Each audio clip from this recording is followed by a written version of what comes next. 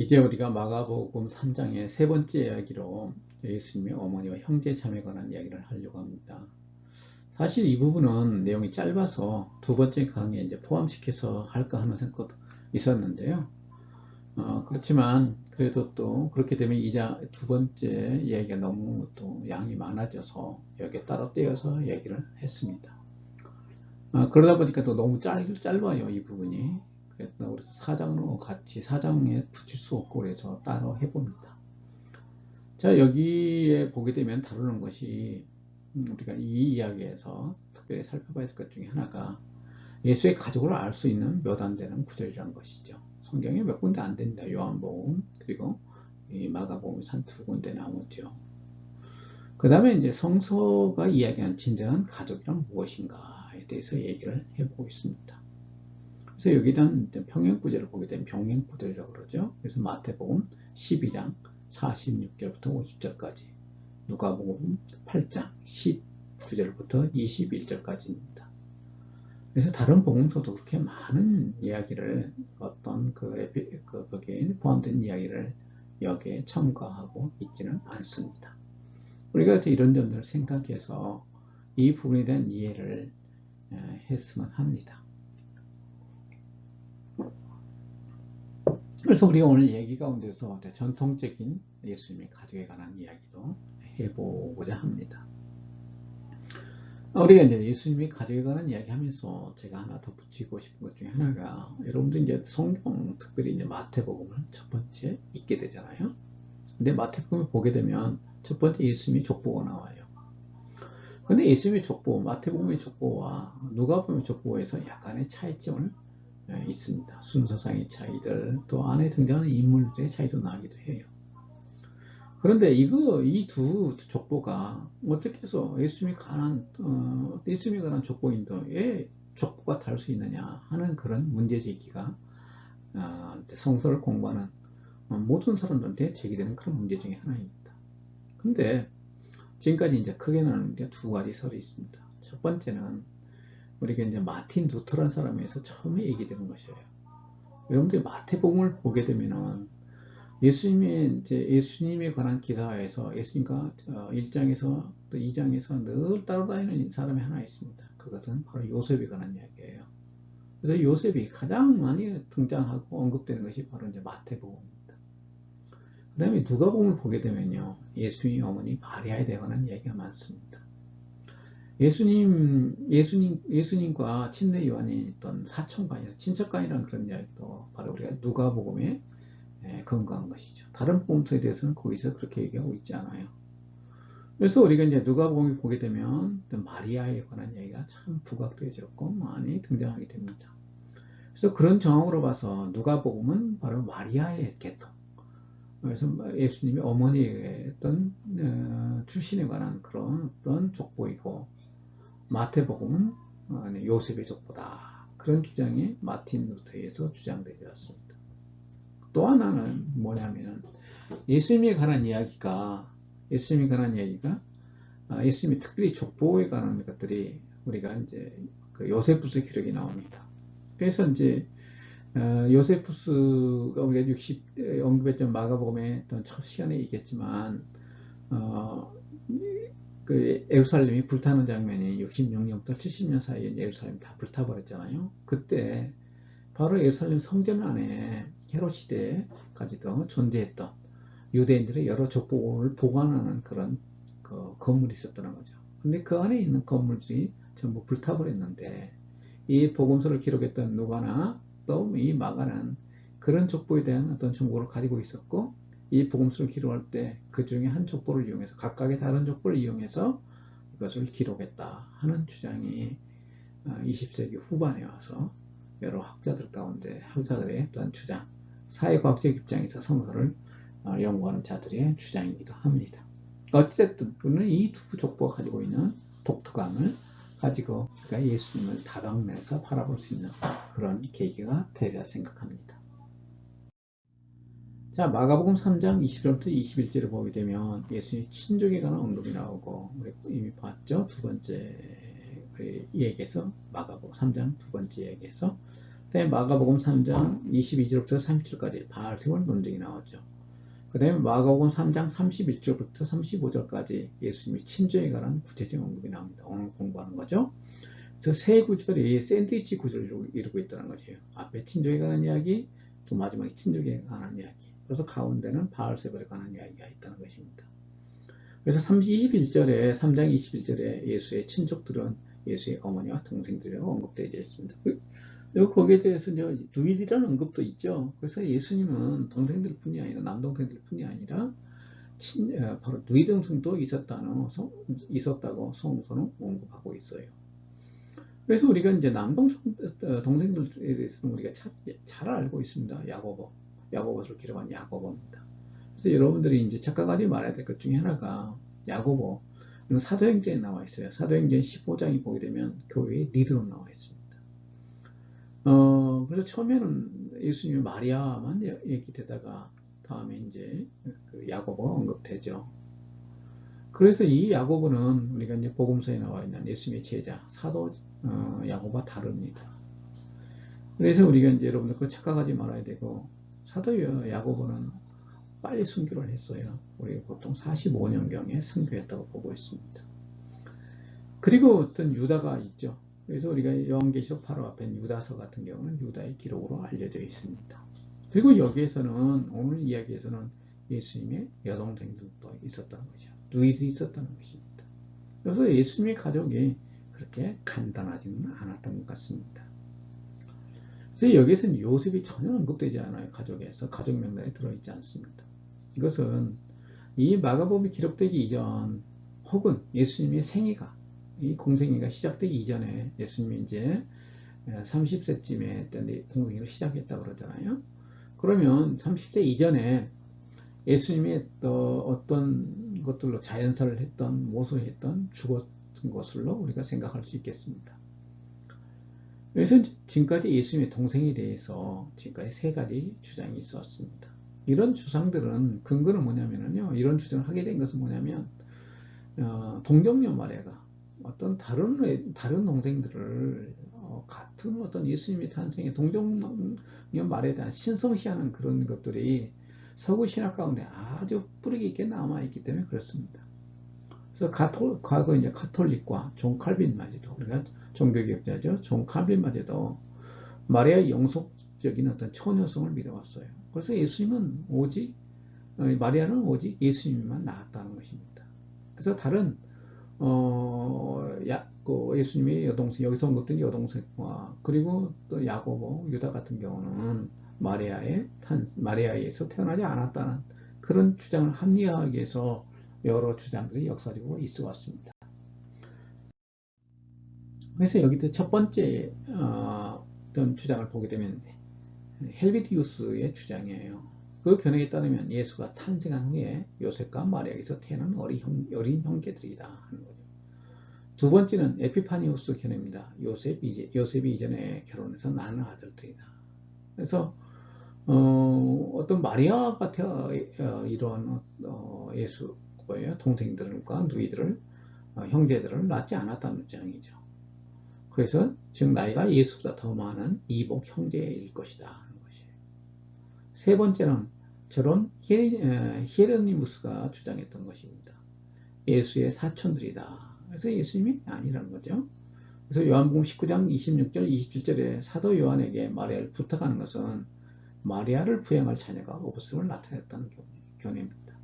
만약에 그 당시에 예수님 마리아를 담당할, 또 마리아에서 낳은 자녀들이 있다면, 야고보나 또 유다가 마리아가 낳는 자녀였다면 당연히 마리아를 부양하지 않았겠느냐, 유대 전통에 따라서. 근데 그것을 우리가 사도 요한에게 부탁했다는 것은 그들이 친자녀가 아니었기 때문이 아니냐 하는 그런 주장입니다.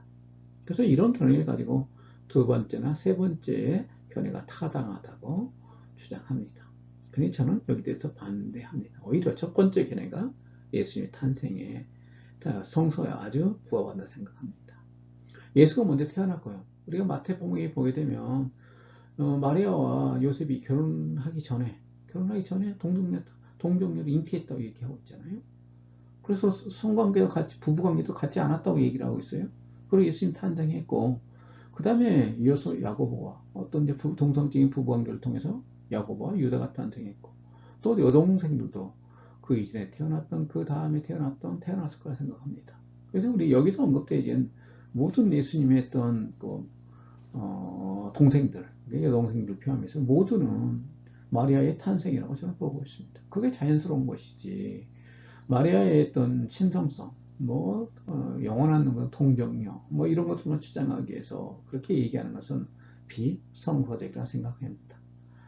그래서 저는 예수님은 그런 상당히 가족 관계가 오늘날 생각해도 여러 명의 가족들이 있었다는 것을 얘기하고 있어요.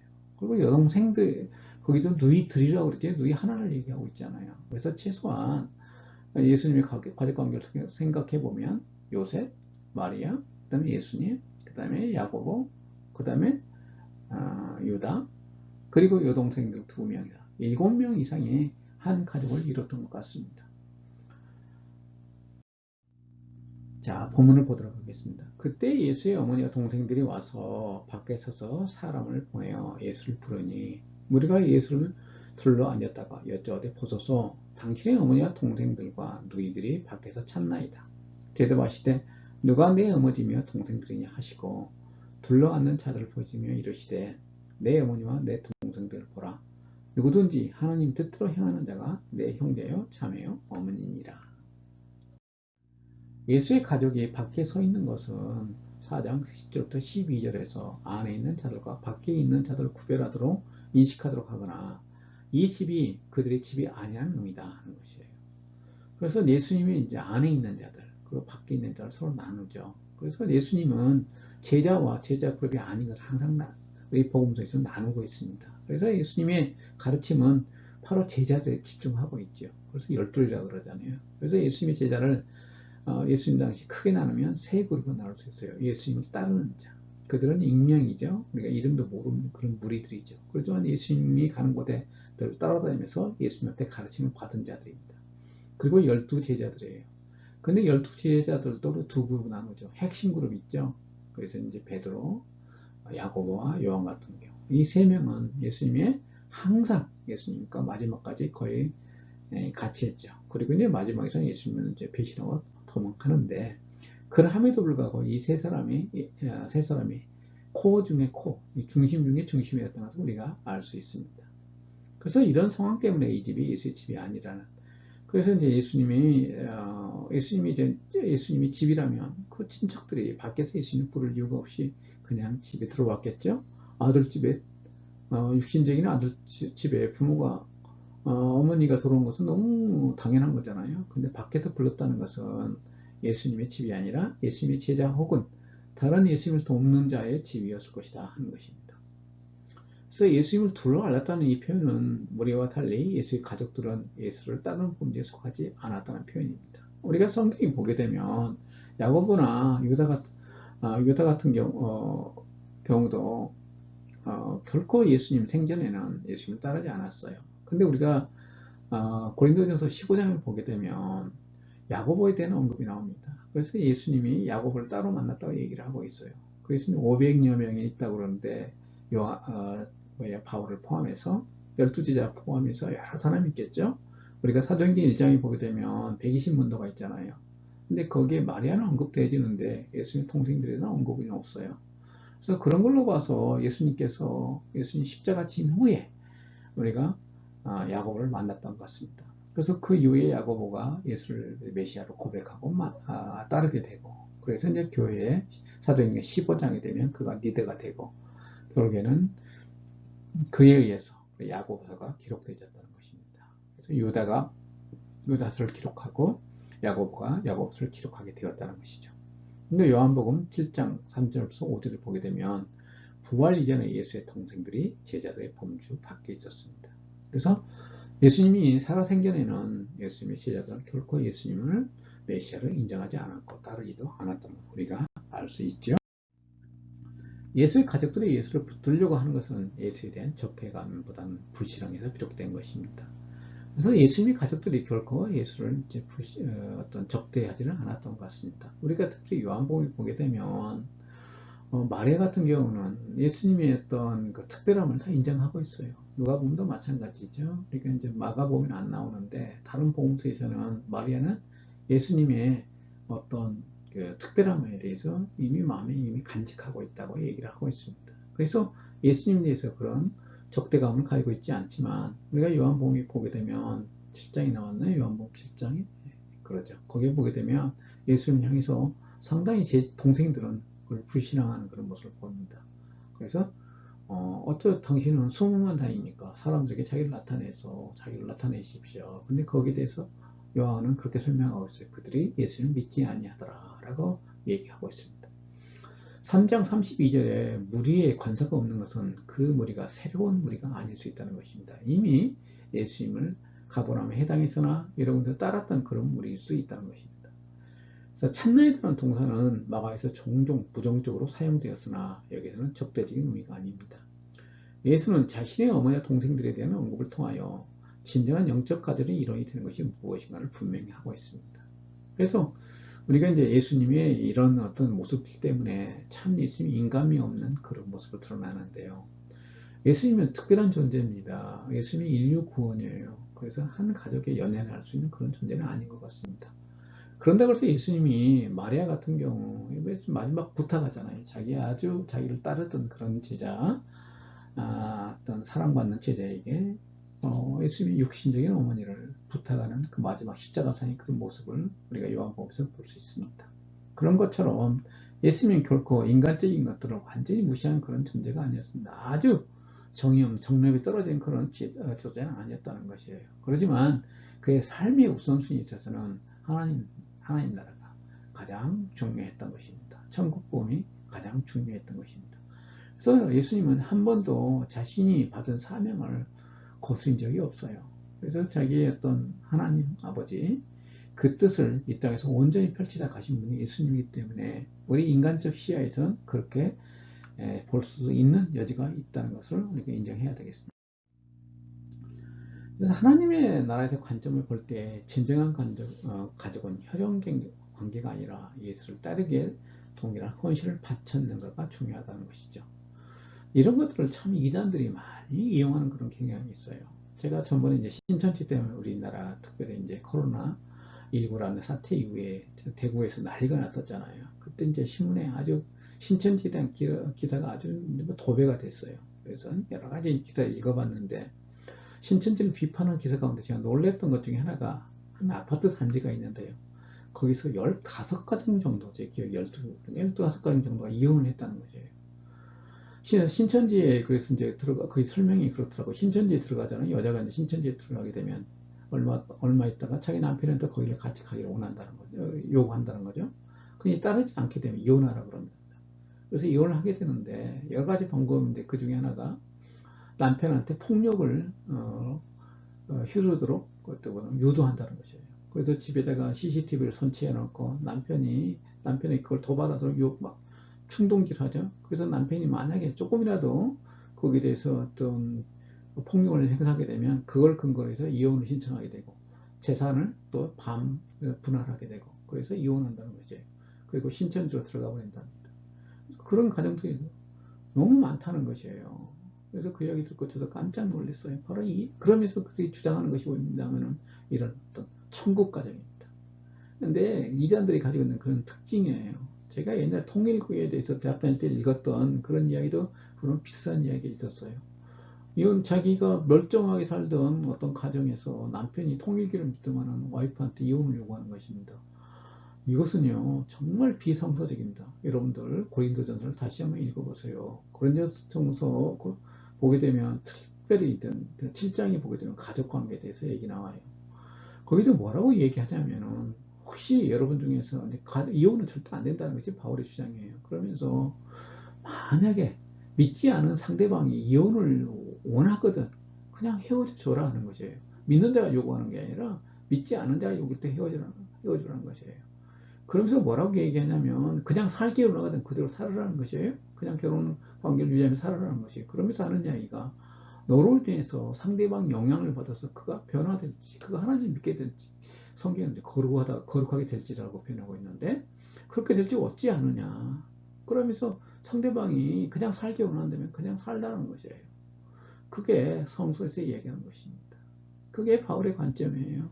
예수님도 그렇게 얘기하고 있습니다. 이혼은 절대 안 된다는 것이에요.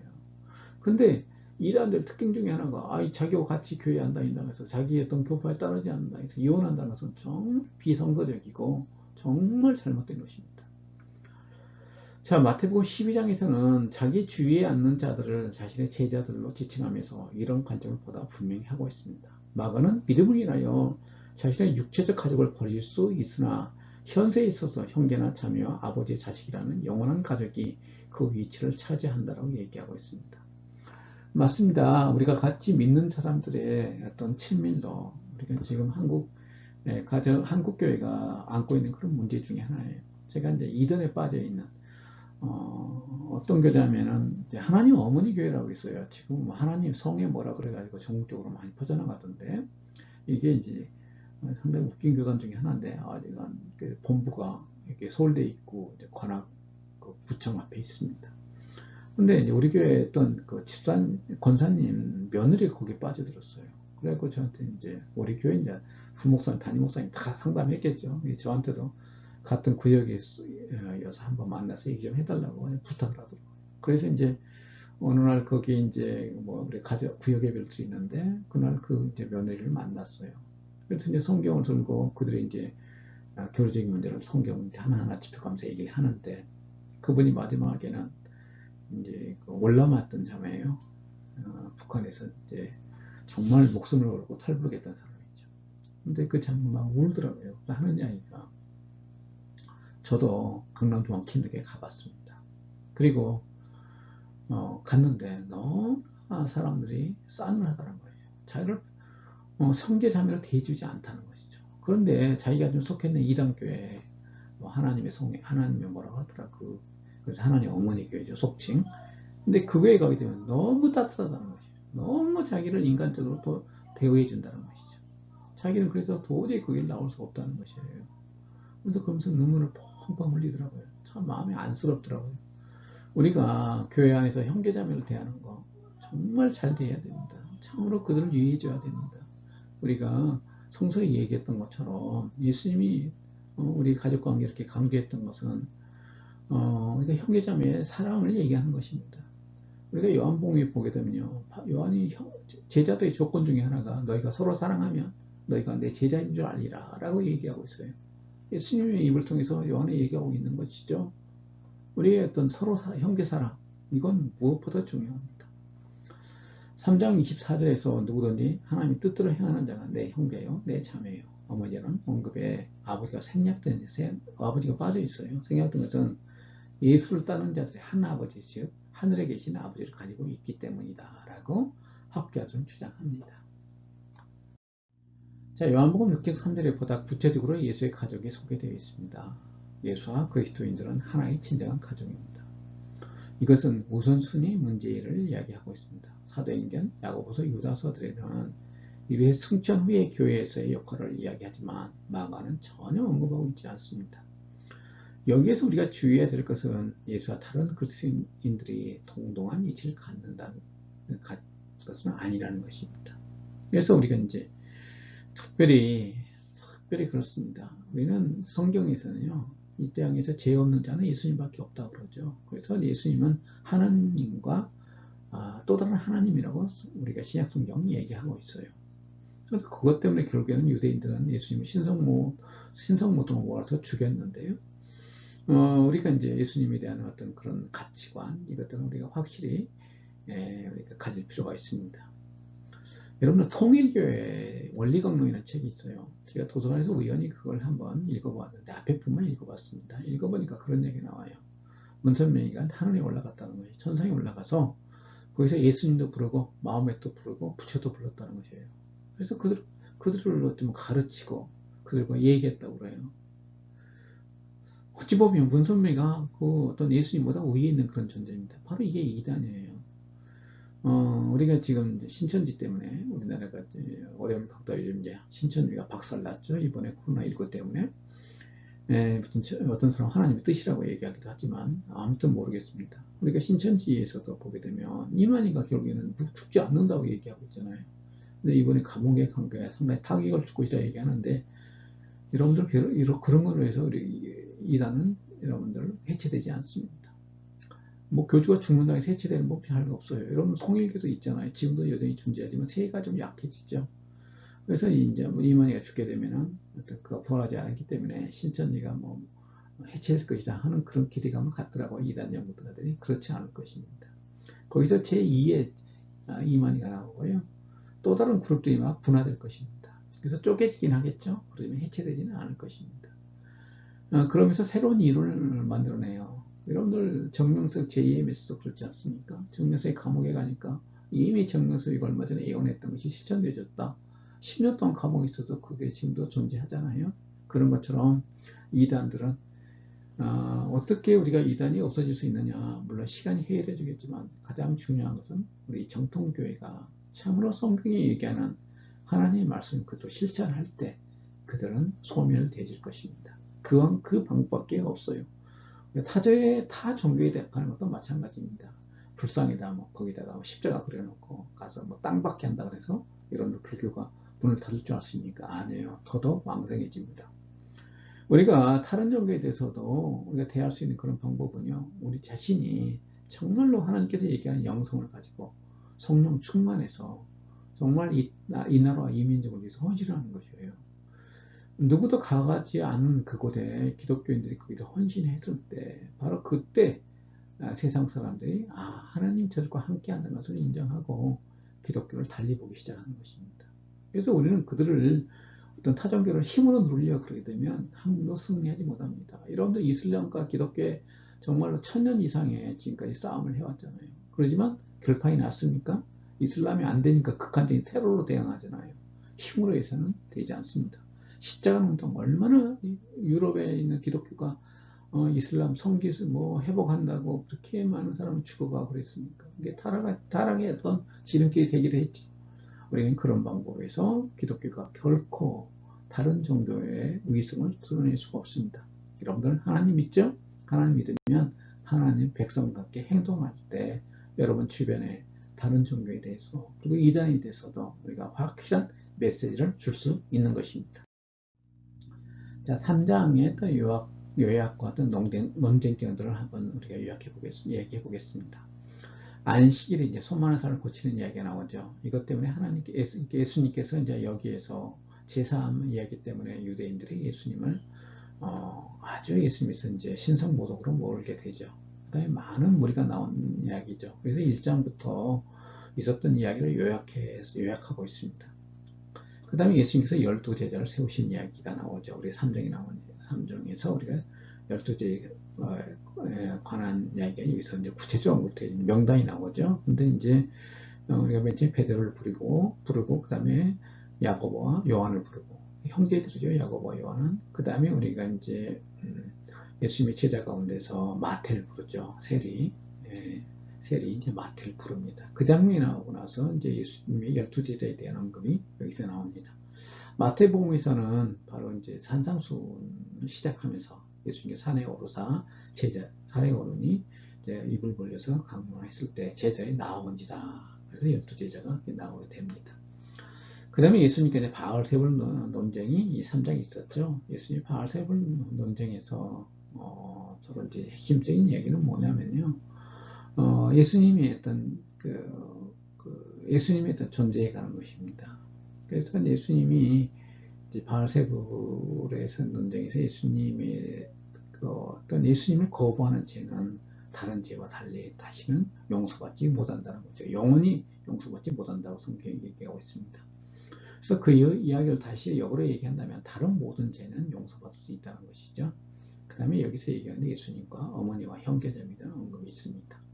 우리가 여기서 예수님과 형제자매에 관한 이야기를 통해서 우리가 친족관계, 그 다음에 어떤 하나님과 하나님의 친족관계, 그래서 하나님의 백성으로서 친족관계에 대해서도 다시 한번 생각해보는 그런 계기가 되기도 하지요.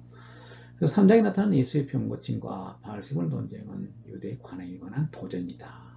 3장은 예수는 12제자를 통하여 과거의 유대적 관행을 벗어나 새로운 공동체를 세워나가고 있다. 3장은 결론적으로 새로운 형태의 공동체를 세우는 자는 과거의 관행에 대한 절연을 통하여 이루어진다고 주장하고 있습니다. 성서는요, 항상 그 이야기를 합니다. 우리가 하나님의 백성이 된 것은 과거의 그런 어떤 삶을 이제는 버리는 것입니다. 그리고 새로운 삶의 윤리를 우리가 그리스도 안에서 갖게 되는 것이죠. 그래서 우리가 도덕과 윤리적인 태도, 사회에 대한 태도, 이런 모든 것들이 변화를 가져야 된다는 것이 성서의 주장입니다. 그런데 우리가 예수 믿고도 여전히 과거의 관행에서 나도 모르게 젖어 있는 것들이 있어요. 그래서 이런 것들을 기도하면서 우리 마음에 깨닫게 되면 하나씩 하나씩 고쳐가는 게 크리스천의 삶의 태도인 줄 압니다. 감사합니다.